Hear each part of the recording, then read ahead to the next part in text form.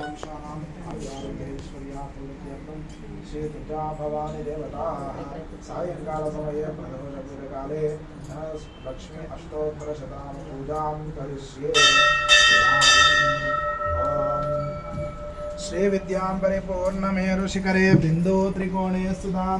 भागेशादि समस्तभूतजननीं मध्ये शिवाकारके कामाक्षीं करुणारसार्णवमयीं कामेश्वराङ्गस्थितां कान्तां चिन्मयकामकोटिनिलयां श्रीं ब्रह्मविद्यां ॐ ह्रीं ह्रीं श्रीं श्रीमात्रे नमः।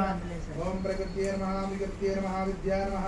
सर्वभूतहितप्रदाय नमः शुद्धाय नमः विभूत्यै नमः श्रद्धे नमः परमात्मिकाय नमः वाचे नमः पद्मालय नमः पद्माय नमः शुचये नमः स्वाहाय नमः सदाय नमः